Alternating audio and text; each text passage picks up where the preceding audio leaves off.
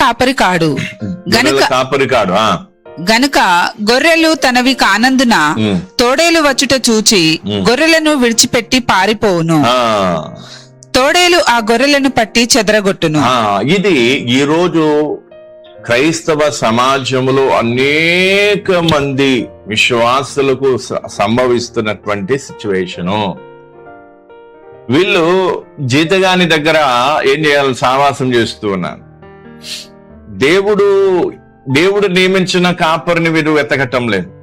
దేవుడు నియమించిన కాపరి ఏం చేస్తాడంటే, ఎలుగుబంటి వచ్చింది, సింహం వచ్చింది, దాన్ని చంపి గొర్రె పిల్లను కాపాడినట్టుగా వీరు ఒకవేళ దేవుని చేత నియమింపబడిన వారైతే గొర్రెల కోసం తమ ప్రాణాలు పెట్టడానికి సిద్ధపడతారు. గొర్రెల కోసం తోడేలును కాదు కదా, ఎలుగుబంటిని, సింహమును, ఎలాంటి క్రూర మృగమునైనా ఎలాంటి ఆపదనైనా ఎదుర్కొని వాటిని వీళ్ళ కోసం వాటిని ఏం చేస్తారు? ఎదుర్కొంటారు, వాటితో పోరాడతారు, వాటిని తరిమి కొడతారు.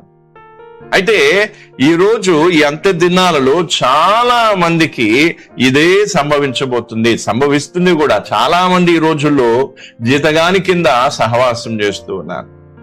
దేవుడు నియమించిన వారి కింద సహవాసం చేస్తూ ఉన్నారు.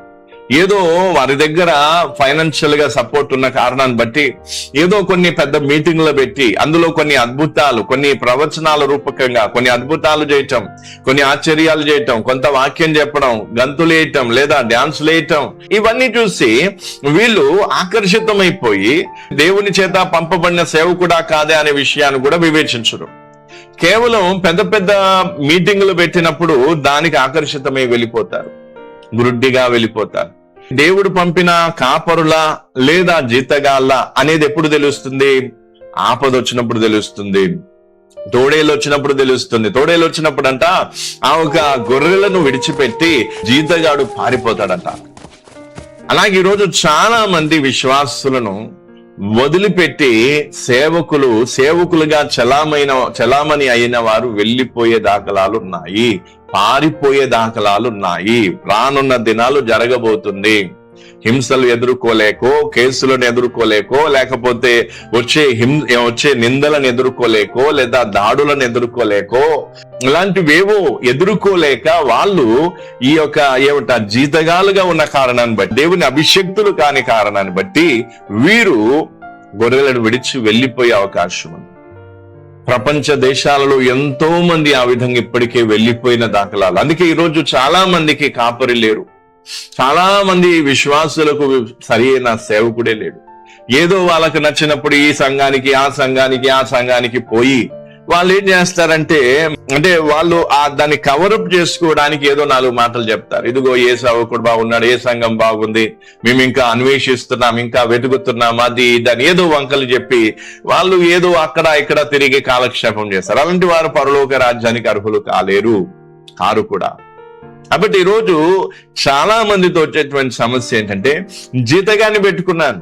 వాస్తవానికి వాళ్ళు ఎవరు కాదు, పాస్టర్ కాదు, దేవుడు నియమించిన కాపరి కాదు. కాపరైతే ఏం చేస్తాడు? తోడేలు గాని, ఎలుగుబంటి గాని, సింహం గాని ఏది వచ్చినా, సాతాను శక్తులను ఎదిరించడం గాని, లేదా సేవ చేస్తున్నప్పుడు వచ్చే సమస్యలు, శ్రమలు, ఇబ్బందులు ఏదున్నా వాటిని ఎదుర్కొంటూ, వాటిని తాలుకొని, వాటిని జయిస్తూ, ఈ యొక్క గొర్రెలను కాస్తూ, వాటిని మేపుతూ వారిని పరలోక రాజ్యానికి సిద్ధపరుస్తారు. ఈరోజు ఏముంది? చీటికి మాటికి సేవలు మానేసేటువంటి జీతగాలు కనిపిస్తున్నారు. లేదంటే విశ్వాసుల మీద అలిగి సేవ మానేసే వాళ్ళు ఉన్నారు, కష్టాలు వస్తున్నాయని సేవ మానేసే వాళ్ళు ఉన్నారు, తర్వాత కుటుంబ పోషణ జరుగుతలేదని సేవలు మానేసే వాళ్ళు, ఇలా రకరకాల వాళ్ళు ఉన్నారు. గొర్రెలు తనవి కానందున చూడండి ఎంత చక్కగా ఈ మాట రాయబడి చూడండి.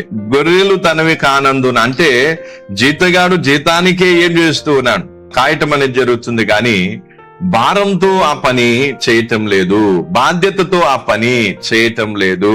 చాలా మంది గొర్రెలు ఈ విధంగా తోడేళ్ల పాలు అయ్యే అవకాశం ఉంది. ఆ అవకాశం కాదు, అవుతున్నారు కూడా, తోడేళ్ల పాలు అవుతున్నారు. అందుకే అక్కడ ఏముందంటే, తోడేళ్లు ఆ గొర్రెలను పట్టి చెదరగొట్టును. తోడేళ్ల పాలవుతున్నారు.